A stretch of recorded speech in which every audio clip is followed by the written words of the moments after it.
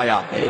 اور میرے پیارے آقا علیہ الصلوۃ والتسلیم کے پیارے دیوانوں، آج جو لوگ کہتے ہیں ولیوں سے کیا ملتا ہے، ولیوں سے کیا ملتا ہے، ولی کی بارگاہ میں جا کر کیا ملتا ہے، مزارات پر جا کر کیا ملتا ہے، ولی کچھ نہیں دیتا، کچھ بھی طاقت نہیں رکھتا، کچھ بھی اختیار نہیں رکھتا۔ میں کہتا ہوں یقیناً ایسی باتیں وہی کر سکتا ہے جسے ایمان کی دولت نہ ملی ہوگی، جو اللہ کے ولیوں کی عظمت سے آشنا نہیں ہوگا۔ اے سرکار مدینہ کے پیارے دیوانوں، آج اگر پوچھا جائے کہ ولی سے کیا ملتا ہے، ولی سے کیا ملتا ہے، تو میں پوری ذمہ داری کے ساتھ کہوں گا، ہندوستان میں اگر آج 25 کروڑ تقریباً کلمہ پڑھنے والے مسلمان ہیں، پاکستان میں کلمہ پڑھنے والے مسلمان ہیں، برما میں کلمہ پڑھنے والے مسلمان ہیں، شری لنکا میں کلمہ پڑھنے والے مسلمان ہیں، تو انہیں ایمان کی دولت کیسے ملی ہے؟ یقیناً یہ غریب نواز کے قدموں کا صدقہ ہے کہ میرے غریب نواز مدینہ منورہ سے ہندوستان تشریف لائے اور ہند پر آپ کے قدم پڑے، اللہ نے ہمیں ایمان کی دولت عطا فرمائی۔ یہ ولیوں کے قدموں کی برکت کا نتیجہ نہیں تو اور کیا ہے؟ اللہ کے ولی کے قدم پڑے، ہم ایمان والے ہو گئے۔ اب بتاؤ، جب ایمان جیسا عظیم سرمایہ اللہ کا ولی دے سکتا ہے تو کیا اللہ کا ولی مانگو تو اولاد نہیں دے سکتا ہے؟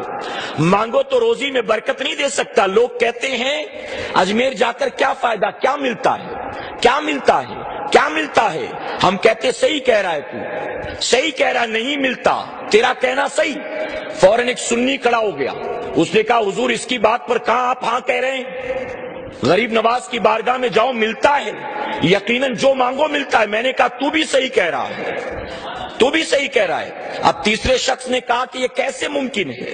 دونوں باتیں تو صحیح نہیں ہو سکتی، یا تو ملتا ہے یا تو نہیں ملتا، دونوں باتیں کیسے صحیح ہو سکتی ہیں؟ آپ دونوں کی حمایت کر رہے ہیں کہ دونوں باتیں صحیح ہیں۔ میں نے کہا ہاں ہاں دونوں باتیں صحیح ہیں۔ در حقیقت میں جو جاتا ہے نبی کی محبت میں ٹوٹا ہوا دل لے کر، غریب نواز اسے من مانگی مرادیں عطا کرتے ہیں، واپس آ کر کہتا ہے ملتا ہے، ملتا ہے، ملتا ہے۔ اور جو نبی کے بغض و عداوت میں بھرا دل لے کر ان کی بارگاہ میں جاتا ہے، غریب نواز اسے کچھ نہیں دیتے ہیں، وہ خالی آ کر کہتا ہے کچھ نہیں ملتا، کچھ نہیں ملتا، کچھ نہیں ملتا۔ تو الحمدللہ بدعقیداؤں کو کچھ نہیں ملتا ہے، اور غریب نواز سنیوں کو کل بھی دے رہے تھے اور آج بھی عطا کر رہے ہیں۔